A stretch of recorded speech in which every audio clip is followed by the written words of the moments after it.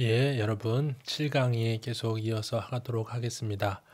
이제 데레사 성녀의 어떤 그런 창립의 이상 안에 단순히 은수적인 관상적인 공동체로서 뿐만 아니라 당시 일어나고 있던 많은 어떤 교회 분열이라든지 그것으로 인한 어떤 종교 간의 분리라든지 그런 종교 전쟁이라든지 그것으로 이렇게 세상이 온통 뒤끓고 있는 그런 상황 안에서 교회에 대한 봉사와 인류에 대한 봉사적인 이런 정신들이 이 카르멜 봉수의 안으로 관상적인 이상 안에 합쳐진다는 이야기를 했습니다. 이제 여기서 다시 한번 되짚어 보면 우리 어떤 데레스 성녀의 어떤 인생 여정 안에서의 흐름들을 보면 데레스 성녀의 기도 영성을 잘 이해해 나가기 위해서 어려서는 데레사와 가족, 이웃이라는 세상이라는 그런 어떤 관계 중심으로 발전되어 왔다면 데레사 성녀가 하느님을 알고 또 깊이 빠져들기 시작하면서는 하느님과의 관계 안에서 그런 빛과 그림자를 겪으면서 점점 더 세상으로부터 이제 하느님 중심으로 점점 바뀌게 되고 이 하느님과의 어떤 그 관계와 어떤 그 신비 안으로 빨려 들어가기 시작하고 깊이 나가기 시작하면서 절정에 이르렀을 때 다시 하느님께서는 데레사 성녀를 세상에 파견하시는 것이죠.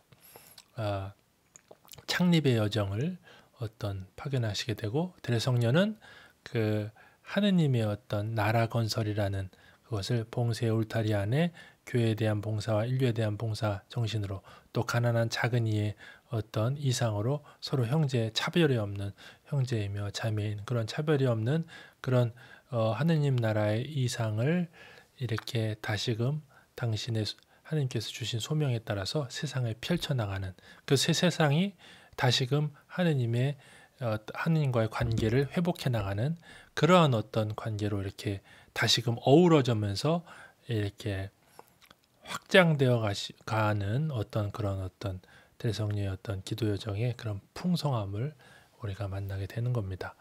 데레사 성녀, 세상, 하느님이라는 이러한 관계 안에서 그래서 여기서 이제 조금 이렇게 우리 어떤 생각들을 확장하기 위해서 당시에 이루어졌던 종교 개혁이라는 것 어떻게 보면 이 카르멜의 은수 생활, 기도 관상 생활 안에 교회의 봉사하는 또 인류에 대한 봉사의 정신들이 통합되어지는 어떤 그런 결정적인 역할을 한 그런 종교개혁 운동에 대한 이야기를 조금 더 하려고 합니다. 트렌트 공의회 와 그런 로마 가톨릭의 어떤 대응에 대해서 이전에 예수의 이규성 신부님께서 이렇게 쓰신 글들이 있어서 그걸 중심으로 조금 나눠보려고 합니다. 그리스도교 분열이 당시에 이제 일어났지만 그럼에도 불구하고 우리는 잊어버리면 안 되는 것이 그 결과로 많은 상처들이 상상 이상으로 발생을 하게 됐다는 것이죠.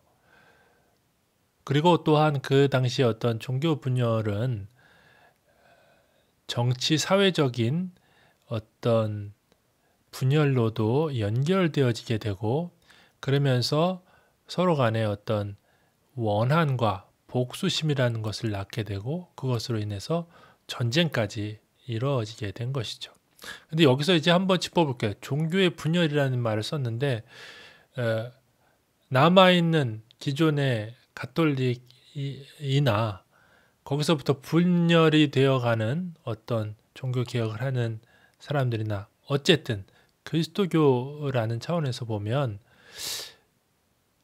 이 신앙관의 차이로 말미암아서 비인간적인 어떤 이런 상황들이 벌어지고 있는 것이죠. 종교 간의 갈등 또한 어떤 사회 정치적인 분열로까지 연결되어지는 이런 모습들 안에서 과연 하느님께서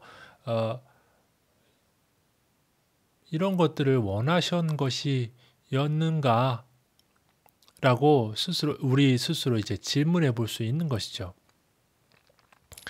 하느님 나라를 건설하는 일, 그러나 그것은 동시에 인간됨을 이루어가는 길인데도 불구하고 그 당시에 벌어졌던 이 종교 분열이라는 종교 개혁 운동이라는 이러한 것들은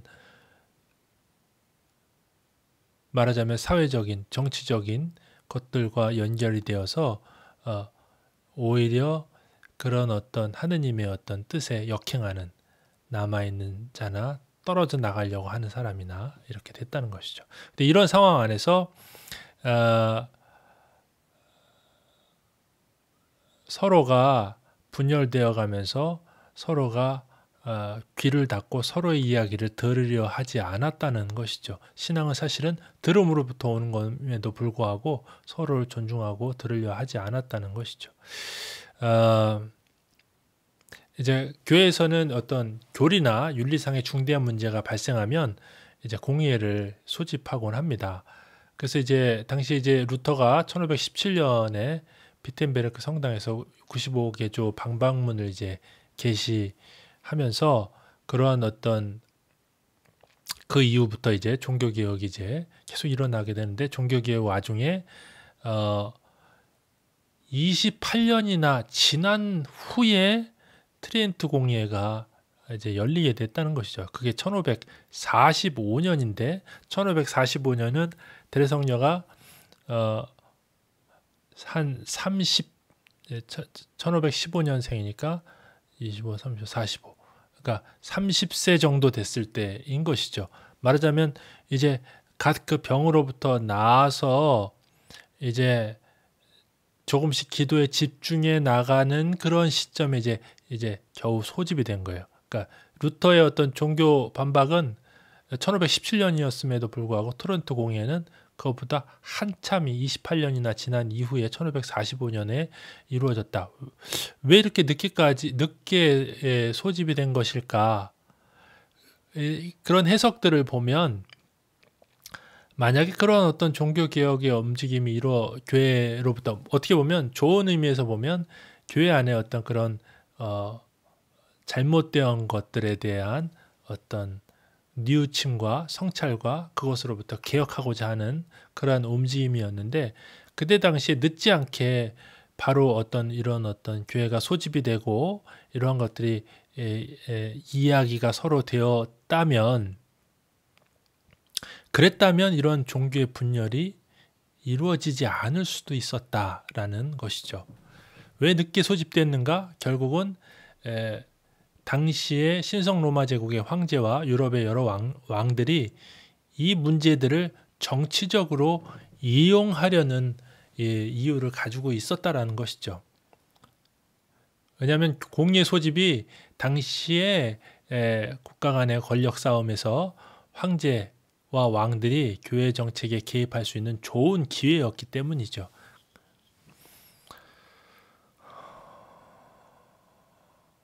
그럼에도 불구하고 이제 카르 5세가 공의회를 빨리 소집해야 된다 라고 했음에도 불구하고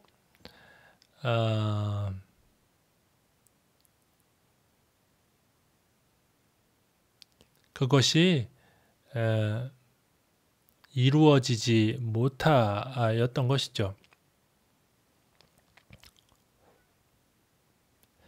사실 루터는 실제로 처음부터 교회 분열을 원한 것이 아니었기 때문입니다. 그래서 어쨌든 그렇게 공의회가 이제 한참 뒤에야 그런 어떤 당시의 어떤 나라들이 어떤 이러한 종교 개혁의 상황들을 이용해서 무언가 이익을 취하기 위해서 그런 공의회들은 늦어지게 되고 어쨌든 늦은 이후에 28년이나 지난 이후에 그게 소집이 되는데 일찍 이루어졌으면 종교 분열이 교회 내부의 개혁으로 끝났을 수 있었던 것들이 정치와의 어떤 문제들로 이렇게 늦어지면서 결국은 트렌토 공의회 결정 사항들은 결국 반 프로테스탄티즘의 논조가 강하게 남아있게 된다는 것이죠. 그래서 결국 교회 분열이 심화되고 더 이상은 되돌릴 수 없는 그런 무렵에 트렌토 공의회가 개최되기에 이르렀던 것이죠. 그리고 그때의 왕이 수도원과 주교들에게 서한을 보내면서 이렇게 기도해달라라고 기도의 의무를 이렇게 청했던 것이죠. 그래서 이제 종교개혁에 반대하는 차원에서 이 트렌토 공의에서 많은 것들이 결정들이 이루어지게 되죠. 라틴 성경과 사도들의 전승을 수용한다든지 의화에 대한 것, 성사, 성취성사, 미사성제, 성품성사에 관한 이런 것들이 이루어지고 어떤 뭐 좋은 의미에서 보면 카톨릭 교회의 모습이 이제 트렌토 공의를 기점으로 어떤 형태를 구체적인 어떤 형태를 갖게 되었다는 거. 하지만 개신교와 구별짓는 카톨릭 교파의 꼴이 형성되어 가기 시작했다는 거, 교리와 규율들이 구체적으로 만들어졌다는 것이 반대로 보면 이제 개신교와의 어떤 넘을 수 없는 그런 분명한 어떤 표준선이 설정이 되었다라는 것으로도 해석할 수 있다는 것이죠. 어떻게 보면 개신교와의 결별을 선언하는 것과도 같은 것이었다는 것이죠. 그래서 카톨릭이냐 개신교냐라는 것을 선택해야만 하는 그런 상황이 됐던 것이고, 그래서 유럽은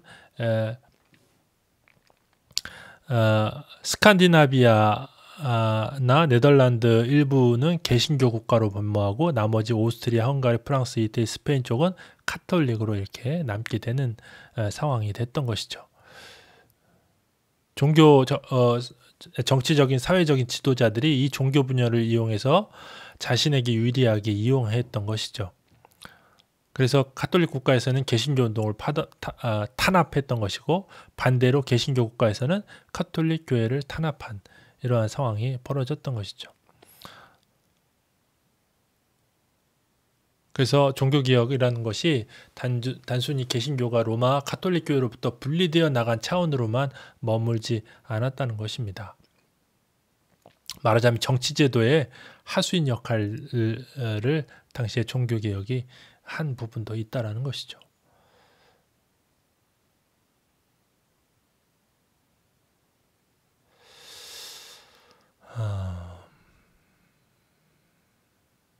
그래서 이렇게 분열이라는 차원에서 보면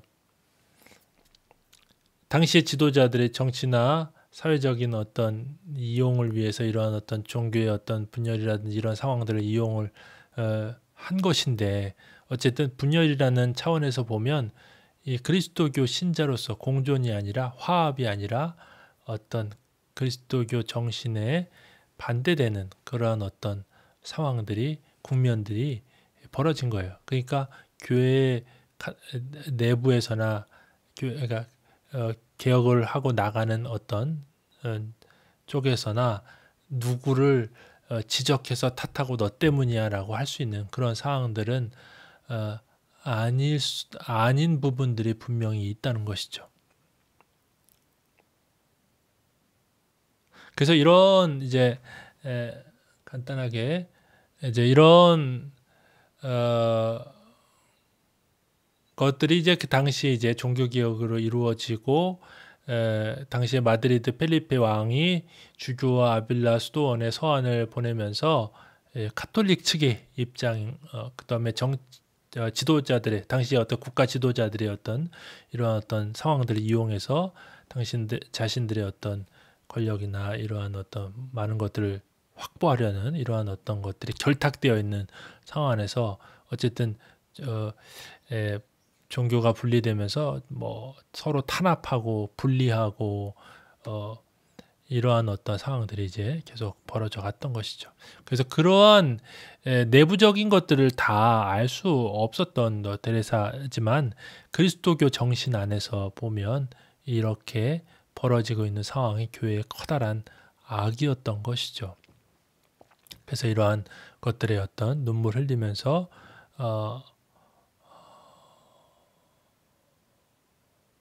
정말 처절한 마음으로 교회 수도회 창립의 어떤 이상 안에 교회에 대한 봉사, 인류에 대한 봉사라는 것이 관상적인 이상에 합치되게 되는 것이죠.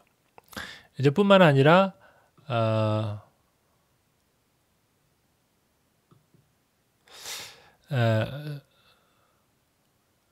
선교적인 이상이 또한 어떤 이 관상 수도 생활 안에 합치되게 되는데 1566년 여름에 서인도 제도로부터 한 친구가 이제 아빌라에 도착하게 됩니다. 프란치스코 회원인 알론소 말도나도 수사인데 이 알론소 말도나도 수사가 데레성녀를 방문해서 이 신대륙에서 원주민들 안에서 벌어지고 있는 상황들을 데레성녀에게 알려주게 되고, 그래서 수백만의 원주민들이 어떤 가르침의 부족과 선교사들의 부족으로 길을 잃고 살아가고 있는 것에 대해서 이렇게 슬퍼하고, 그러한 것에 대해서 그 왕과 그 위원회들이 무기력하게 대처하고 있다는 것에 대해서 슬퍼하고, 그러면서 이 수도의 창립의 이상에 선교의 정신이 또한 통합되게 됩니다.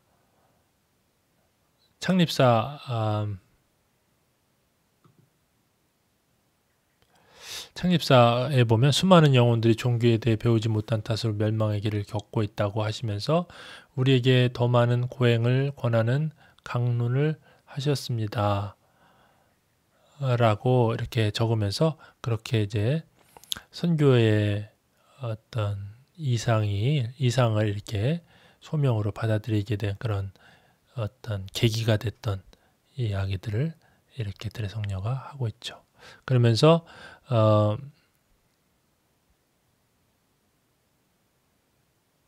데레성녀는 또한 창립사 1장 7절에 그렇게도 많은 영혼들이 멸망한다고 생각하니 걷잡을 수 없는 슬픔에 하염없는 눈물을 쏟으며 은둔소에 들어가 주님께 울부짖었습니다.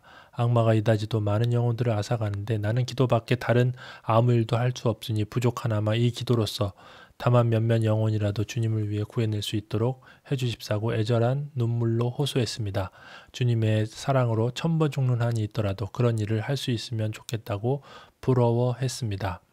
이렇게 어떤 데레사 성녀의 어떤 감수성, 앞서도 이렇게 얘기했었는데 지난 시간에 이제 세상에서 벌어지고 있는 일 안에서 그것이 어떤 하느님의 어떤 올바른 섭리에 따라서 이루어지지 않는 것에 대해서 슬퍼하고 괴로워하기 시작했다라는 것이죠. 그런 감수성을 가지고 어떻게 보면 예수 그리스도의 마음을 닮아가는 그러한 데레성녀의 모습을 볼 수 있고, 그런 어떤 세상의 아픔들에 정말 마치 나의 가족들이 아픔을 겪는 것처럼 그렇게 슬퍼하고 울면서 그들을 위해서 기도하고 할 수 있는 것이 여성으로서 할 수 있는 게 너무나 한정적이었기 때문에 하느님께 더욱더 자비를 청하고 기도하고 그런 어떤 정신들이 이제 관상수도 생활 안에 통합되어지게 되는 것이죠.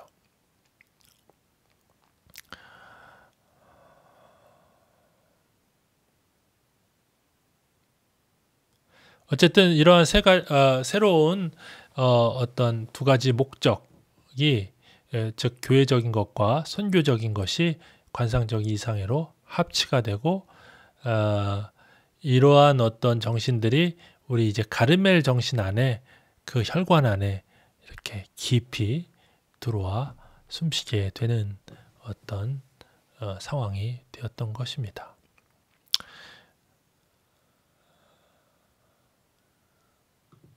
그렇게 해서 이제 성요셉 수도원이 이제 창립이 되고, 이 성요셉 수도원의 창립을 필두로 해서 이제 계속 창립의 여정이 지속되게 됩니다.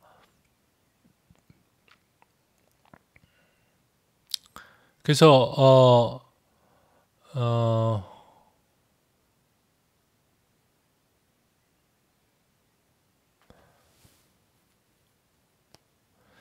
그런 창립 여정에서 만나게 되는 호의적인 사람들도 있었지만 호의적이지 않은 그런 반대하는 사람들과의 대화, 그 다음에 만남, 저항, 어려움들을 계속 이제 데레사 성녀가 겪어가게 되는데,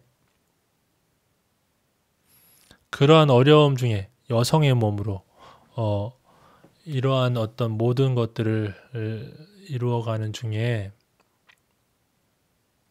이거 하기 전에 이제 잠깐 이제 아까 지지난 시간에 언급됐던 부분인데,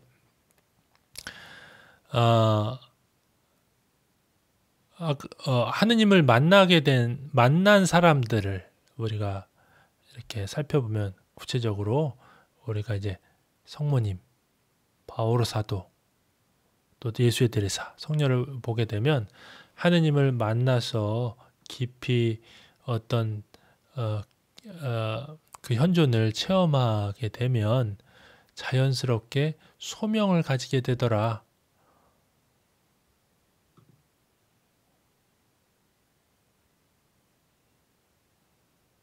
그래서 데레사 성녀는 주님께서 어느 날 영성체호에 주님께서 수도원 창립에 온 힘을 기울이라고 명하셨습니다.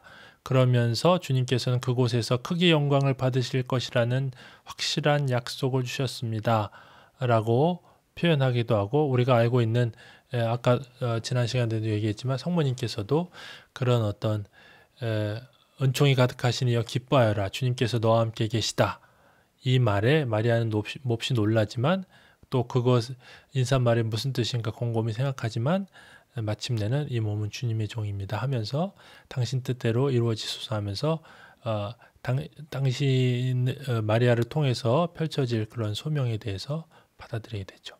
그다음에 바오로 사도도 마찬가지로 우리가 박해하던 사람이었는데 예수 그리스도를 만나게 되면서 박해하던 사람에서 제가 무엇을 하라 하십니까? 라면서 이제 자기가 해야 할 바를 이제 소명으로 받게 되는 어떤 이런 장면들을 보게 되는데, 그런 어떤 차원에서 데레사 성녀도 하느님과의 어떤 깊은 어떤 체험과 만남이 깊어지면서 이제 소명을 받아 이제 방랑의 여정을 겪게 되는데, 그 방랑의 여정이 우리가 생각하는 그런 서울에서 부산 가는 정도의 그런 것이 아니다라는 것입니다. 창립의 여정들이 이제 막 이렇게 펼쳐지는데, 여기서는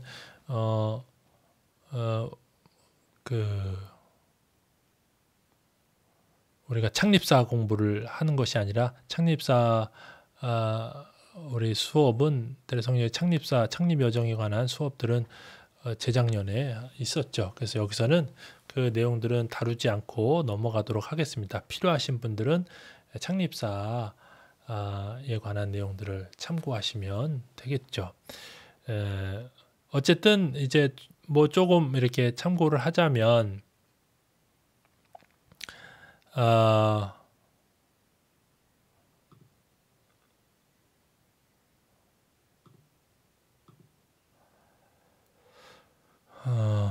창립 여정을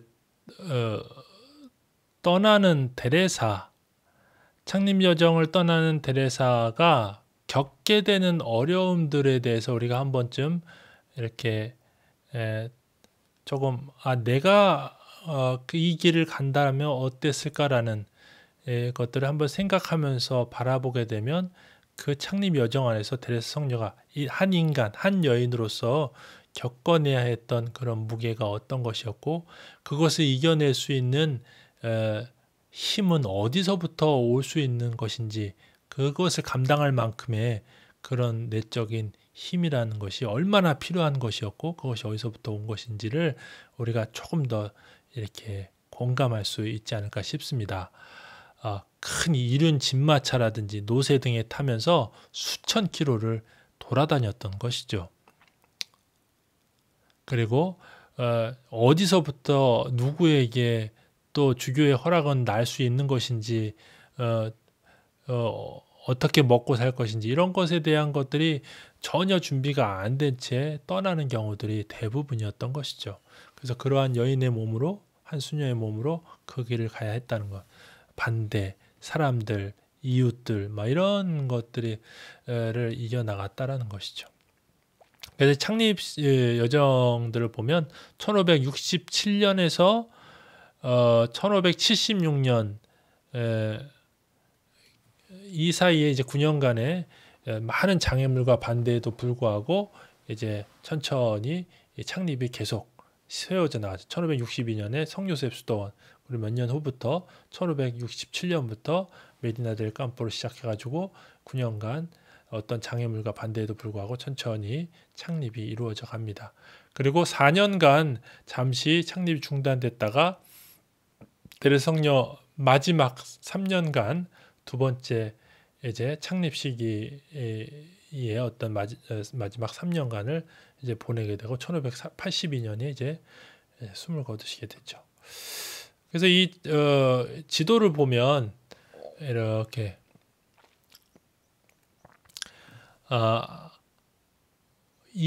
여기가 이제 스페인인데 이 스페인이 우리나라 남한 땅의 5배 정도 됩니다. 찾아보니까 남한 땅의 5배 정도, 그러니까 북한을 빼고 남한 땅의 5배 정도니까 어마어마하게 큰 땅인 것이죠. 그래서 이 빨간 선들이 이제 요 그라나다 빼고 그라나다 빼고 요게 좀 마우스 요게 안 보일 건데 어쨌든 요 이제 스페인 맨 아래쪽에 있는 그라나다 요건 빼고 나머지 빨간 선은 데레성녀가 다 돌아다니신 거예요. 그래서 아빌라를 시작으로 해서 메디나 델 campo, 말라곤, 바야돌리드, 두루엘로, 똘레도, 파스트라나, 살라망카, 알바 데 토르메스, 세고비아, 베아스, 세비야, 까라바카, 빌라누에바, 발렌시아, 소리아, 부르고스 해서 마지막 부르고스 창립이 이제 마지막 저 맨 위에 북쪽이 마지막 창립지가 되는 것이죠. 그래서 그렇게 창립을 해나가셨다. 그래서 필요한 부분들은 창립사를 참고하시라 라면서 이 부분은 넘어가겠습니다.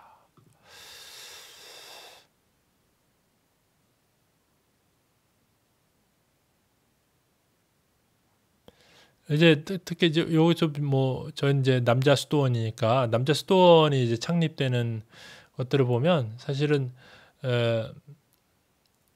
두루엘로하고 파스트라나의 두 개 이제 최초의 이제 수도원들이 이제 세워지게 되는데 거기에 이제 함께 한 사람들이 이제 십자가 요한 성인, 또 두루엘로 첫 수사가 된 안토니오 데 헤수스 헤레디아라는 수사, 그 다음에 이제 나중에 마리아노 아사로라는 수사도 포함되게 되고 조금 더 나중에는 예로니모 그라시안 신부도 이제 참여하게 되는데, 근데 이제 동시에 이렇게 초기에 이제 수도원에 들어오는 사람들 보면 이제 시원찮은 그런 사람들도 이제 함께 스며들어 오게 되었다라고 표현을 합니다.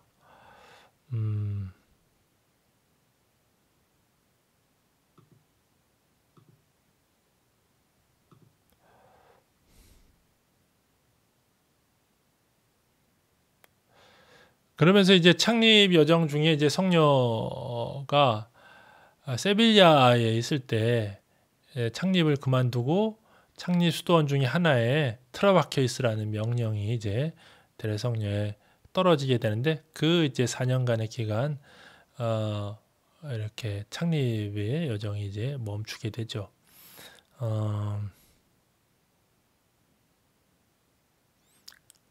그리고 이제 이러한 어떤 여행 와중에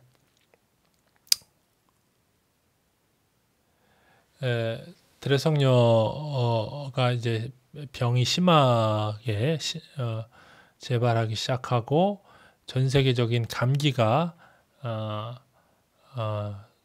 돌기 시작하고 무서운 전염병이었던 것이죠. 예, 그런 어떤 위중한 어떤 드레성녀도 이렇게 병이 걸린 채 그럼에도 불구하고 마지막 창립 소리아, 부르고스, 뭐 발렌시아, 뭐 비아데 하라, 비아누에바데 하라, 발렌시아, 소리아, 부르고스로 이렇게 창립 여정을 계속해서 떠나게 됩니다.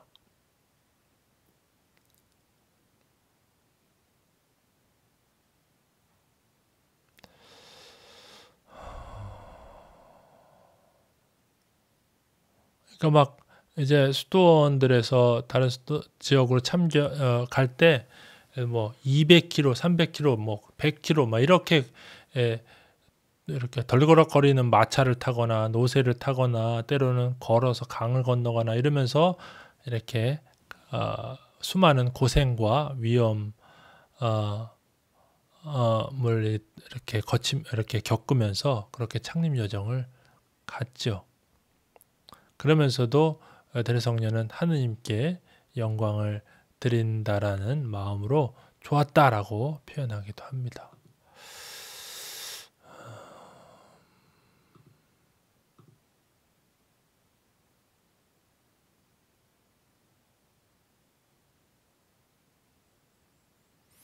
그래서 넘어가고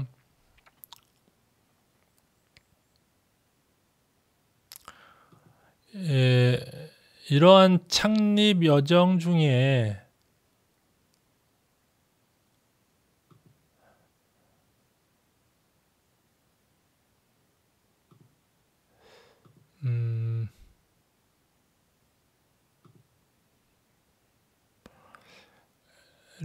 리더십을 발휘하는 여성으로서의 테레사의 면모들을 우리가 조금 이제 살펴볼 필요가 있습니다. 테레사 성녀가 이렇게 창립사 18장 4절에서 회상하고 있죠. 나는 모든 수도원을 창립하러 다닐 때 그 얼어붙을 것 같은 추위나 찌는 듯한 뙤약볕, 때로는 종일 내리는 눈 속을 가야 하는 여행의 고초 같은 것은 말하지 않겠습니다. 때때로 길을 잃어 헤매기도 했었습니다. 신혈은 물론 매우 심한 통증으로 고통을 겪은 적도 있었는데 주님은 찬미받으소서. 평소에 건강이 좋지 않은 나는 주님께서 나를 힘차게 북돋아 주신다는 것을 뚜렷이 느낄 수 있었습니다. 새로 수도원을 창립하러 가야 하는데 앓고 있었고 그 고통이 심해 불안에 쌓인 적도 있었습니다. 자실에서도 눕지 않으면 안 되겠다고 느낀 적도 있었습니다. 그럴 때면 주님께 왜 내가 할 수 없는 일을 명하시느냐고 불평을 했습니다. 창립 여정 중에 주님께 자기가 힘든 것들도 다 이렇게 하느님께 숨기지 않고 다 드러내고 이렇게 여기서는 이제 불평했다라고 하지만 그런 모든 것들을 숨김없이 다 하느님께 표현을 했던 것이죠. 그래서 이제 이렇게 막 수천 킬로를 이렇게 창립을 하러 돌아다니는 당시의 여성으로 또 관상 수도 봉쇄 수녀가 이렇게 돌아다니는 거를 당시에 이제 펠리페 세가라는 교황 대사가 보면서 이렇게 표현을 합니다.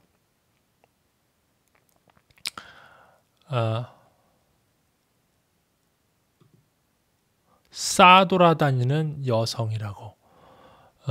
차분하지 못하고 싸돌아다니는 여성, 말을 잘 듣지 않고 완고한 여성, 신앙이라는 구실로 잘못된 가르침을 만들어내고 봉쇄 밖으로 나다니면서 트렌토 공의회와 고위 성직자들의 명을 거스르고 여성들은 가르치는 일을 하지 말라고 명하시는 바오로의 가르침에 반하여 스승처럼 가르치고 있다라고 이렇게 교황대사 필리페 세가가 테레사 성녀를 이렇게 비꼬듯이 이렇게 이야기를 했던 것이죠.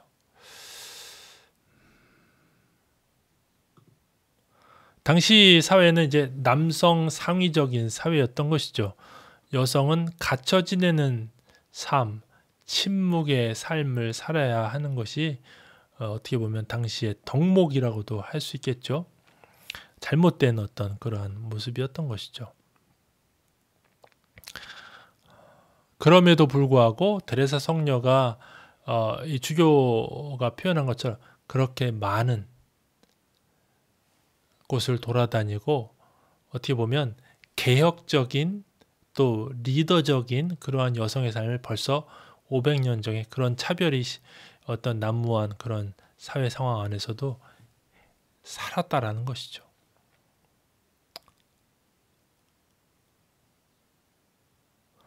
그러면서 이제 그러한 것들을 어떤 단순히 그 당시 어떤 남성주의, 남성 상위적인 사회에 반하는 그런 행동을 했을 뿐만 아니라 그러한 사회적인 어떤 잘못된 모습들에 대해서 비판적인 시각도 분명히 가지고 있었습니다.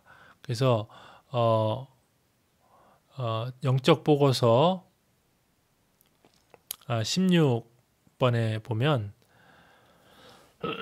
제가 창립하기 위해 수녀원 바깥으로 외출하는 것을 승인하지 않는 분들이 옳은지 또 제가 늘 기도에 충실하지 못했던 것은 아닌지 생각하고 있을 때 다음과 같은 주님의 말씀을 들었습니다.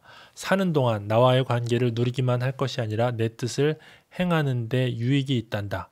성 바오로께서 여성들이 갇혀 지내야 한다고 말씀하셨기에 제가 보기에 이것이 하느님의 뜻인 것처럼 여겼습니다. 하지만 주님께서 제게 이렇게 말씀하셨습니다. 그저 성경의 일부만 보지 말고 전체를 함께 보도록 그들에게 이르거라. 혹시 그들이 내 손을 묶을 수 있겠느냐? 묶을 수 있겠는가? 그 당시에 이제 그 근거로 들었던 게 이제 티도서 보면 2장 4절에서 5절 보면 여러 부류의 사람들에 관한 지시라는 어떤 제목으로 그래야 젊은 여자들을 훈련시켜 남편을 사랑하고 자녀를 사랑하며 신중하고 순결하며 집안 살림을 잘하고 어질고 남편에게 순종하게 하여 하느님의 말씀이 모독을 받지 않도록 할 수 있습니다. 라는 표현들이 있어서 그런 것들을 말하자면 남성 상위를 살아가기 위해서 여성들에게 말하자면 감옥처럼 뒤집어 씌웠던 것이죠.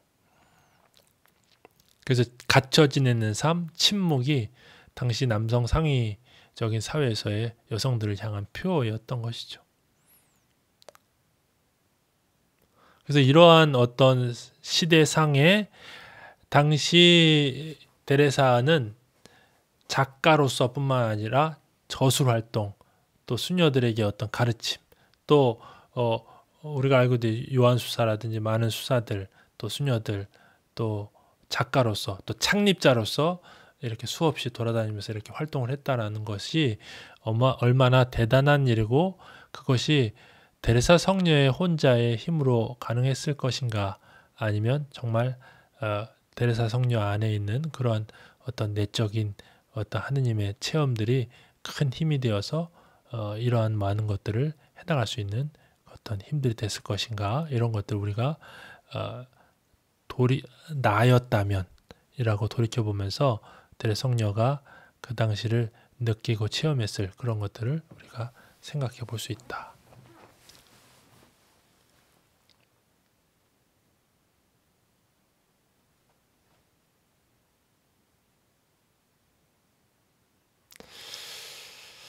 그리고 또한 이제 창립 때마다 이제 수녀들을 선별하고 그 수녀원 안에서 이루어지는 많은 여러 가지 문제들의 예 아니면 노 이런 것들을 결정을 해야만 하는 것도 또한 식별을 해야 되는 것도 데레사의 몫이었죠. 그래서 공동체의 어머니면서 스승이기도 하면서 리더면서 가르치는 교사로서 창립 여정을 이렇게 해 나갔던 것이죠. 그런 수많은 어떤 것들을 해나갈 수 있었던 것이 인간적인 면에서 보면 어려서부터의 어떤 그런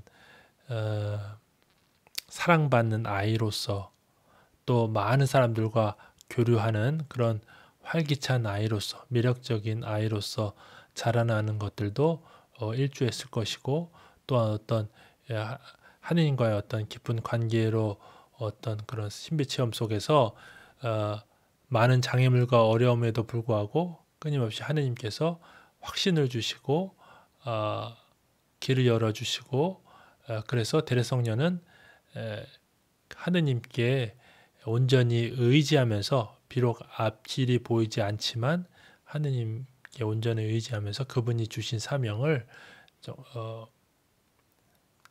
그분 때문에 그분에 대한 100%의 믿음으로 이렇게 용감하게 꿋꿋하게 장애물과 어려움에도 불구하고 해나갈 수 있었다.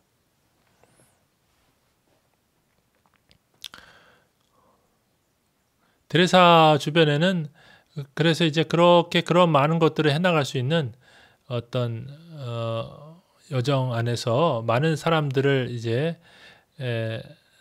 창립 여정 안에서 이제 만나게 되는데, 특히 이제 수도회가 창립하는 여정 안에서 이제 수도회가 이제 확대되어 가면서 이제 특히 이제 만나게 되는 주요 인물들을 보면 십자가 요한, 헤로니모 그라시안, 또 니콜라스 도리아 이런 분들을 이제 테레사 성녀를 초기에 이제 추종하면서 오게 되죠.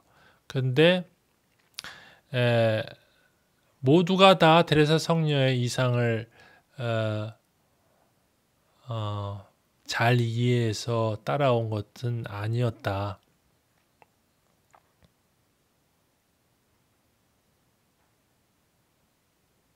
십자가 성요한처럼 정말 나중에는 테레사 성녀의 영혼의 아버지처럼 그렇게 어떤 테레사 성녀의 정신을 잘 이어받은 경우가 있는 반면에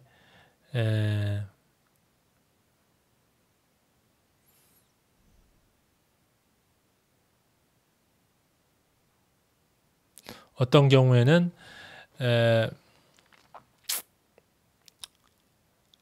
성급히 금욕주의적인 엄격주의의 유혹에 넘어가 버리는 그런 경우들도 발생했다라는 것이죠.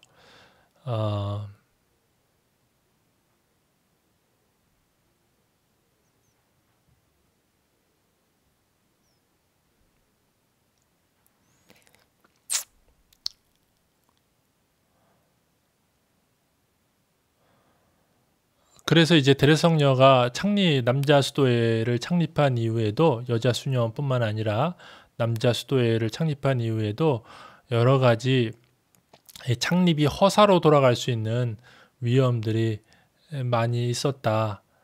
그래서 그런 것들을 이제 풀어내기 위해서 그런 갈등들, 유혹들, 잘못된 그런 어떤 균형 잡히지 않은 복음적 인본주의, 균형 잡히지 않은 어떤 엄격주의, 그러니까 복음적인 인본주의에 어떤 반하는 그런 어떤 움직임들이 어떤 수도회 창립 이후에도 있어서 그런 갈등들을 풀어내기 위해서 이렇게 서한을 보내고 이리저리 뛰어다니고 했었다는 것이죠.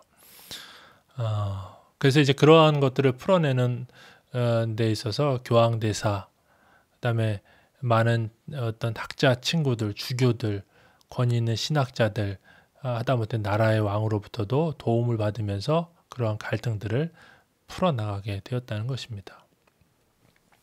근데 그런 고통들을 받는 것들을 보면 우리가 여기서 논하지 않지만 우리가 잘 알고 있듯이 테레사 성녀뿐만 아니라 십자가 요한 수사, 헤로니모 그라시안 수사들도 만만치 않은 고통들을 이제 겪게 되죠.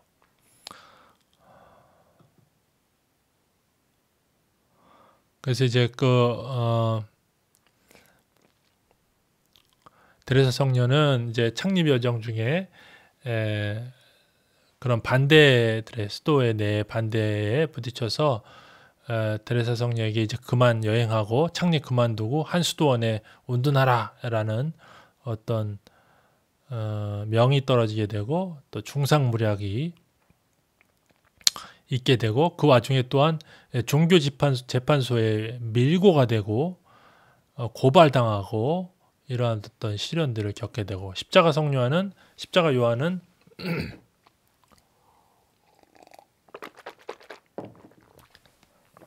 죄송합니다. 십자가 요한은 붙잡혀서 같은 어떤 수사들에게 붙잡혀서 괴롭힘을 당하고 수도원에 감금되기까지 하죠. 그리고 이제 바깥으로 내쫓기기도 하고, 어쨌든 다행히 요한수사는 이렇게 감금된 지 이제 8달 후에 감옥에서 탈출을 성공하게 되죠. 그라시안 신부 또한 이제 처음에는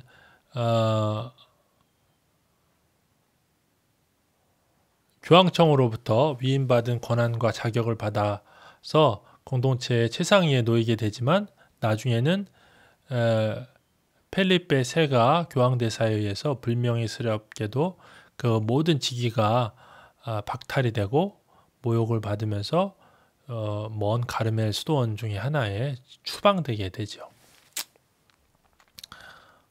그러나 결국은 하느님께서 데레사에게 약속하신 대로 결국은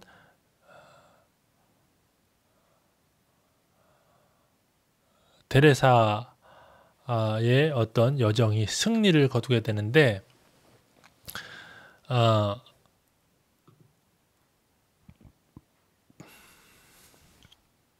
죄송합니다. 많은 어떤 난관이 있고 어려움이 있었고, 또 수도에 창립한 이후에 수도에 내에 어떤 갈등과 문제들이 야기되었지만, 여러 주변의 도움을 통해서 대례성녀는 포기하거나 결코 무릎을 꿇지 않고 여러 주변의 도움들을 통해서 이렇게 풀어나갔다라는 것이죠. 그래서 마침내 교황대사 또한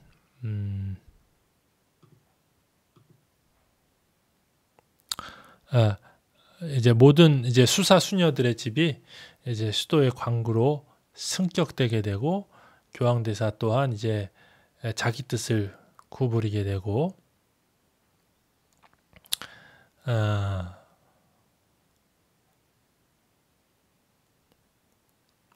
알칼라 총회에서 이제 그라시안 신부가 관구장으로 이제 선출이 되기도 하죠. 그래서 이제 모든 이제 데레사적인 가족들의 체제가 정상화 되어 가게 됩니다. 근데 이제 아이러니하게도 맨발 가르멜 수도회로 조직되어 가면서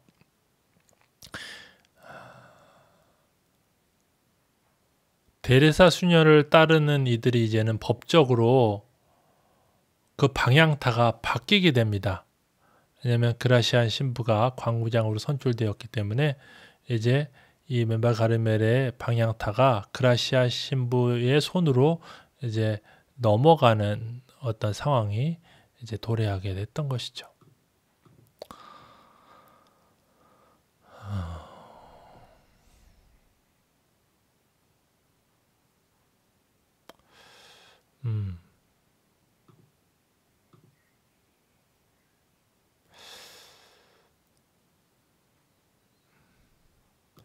데레사 성녀는 우리가 잘 알고 있듯이 이제 어린 시절부터 이제 창립의 여정 만큼이나 또 데레사 성녀의 어떤 여정의 어떤 중요한 부분이 작가로서의 여성 데레사에 대한 이야기입니다. 어린 시절부터 책을 좋아했고, 창립 여정에 가난한 작은 이상을 가지고 공동체를 창립했음에도 불구하고 다른 것들은 몰라도 양서들을 잘 비취하도록 이렇게 권고를 했죠. 그 다음에 학자들과의 끊임없이 교류를 이어갔고, 또 데레사 스스로도 끊임없이 이제 학자들과의 교류를 통해서 배우고 식별받고 공부하는 그런 수도자였죠. 그래서 지식과 공부하는 사람들에게 데레사 성녀는 뭔가 이렇게 집념을 가지고 있었다라고 볼 수 있겠습니다. 그래서 책들이 굉장히 중요하다든지, 학식이 있는 분을 좋아했다든지, 진정한 학자가 나를 인도해 주기를 바란다든지,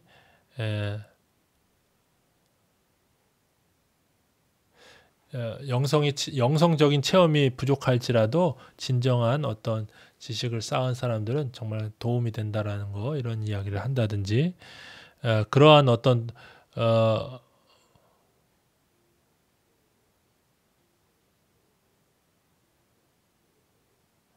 그리고 이제 뛰어난 훌륭한 학자들, 대학 교수들, 신학자들, 작가들, 예수회원들과 끊임없이 교류를 이어나갔습니다.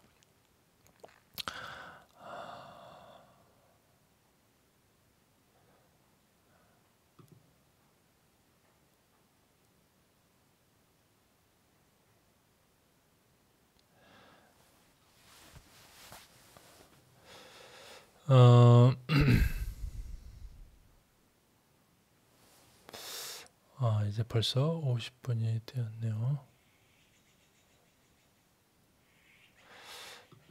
예, 일단,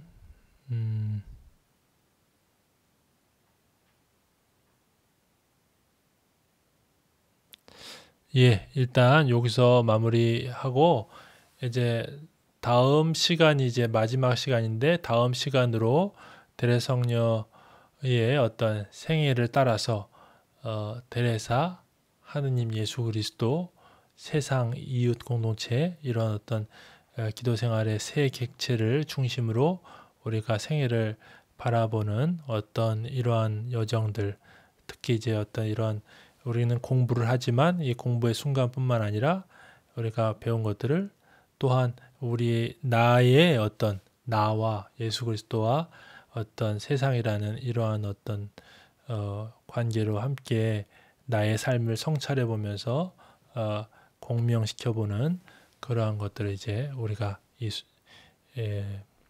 이러한 대성령의 삶의 성찰을 한 이후에 계속 해나가야 될 부분이죠. 그래서 이러한 것들을 이제 다음 시간까지 8강자 때까지 하면서 마무리하고 다음 시간까지 마무리하고서 이제 9강자 때부터는 이제 대례성녀의 어떤 생애를 우리가 살핀 것을 중심으로 해서 거기서 우리가 체계화해서 바라볼 수 있는 것, 또 이 생애에서는 다루지는 않았지만 구체적인 어떤 기도 여정의 어떤 단계들이라든지 방법이라든지 이런 것들에 대해서 살피고, 또한 이제 그 드레스 성녀의 기도 여정에서 만나게 되는 그런 어떤 식별의 기준이라든지 방법이라든지 그런 어떤 예화라든지 이런 것들을 우리가 계속 이어서 다다음 시간부터는 살펴보겠습니다. 그래서 여기서 잠시 쉬었다가 8강의 때 뵙도록 하겠습니다.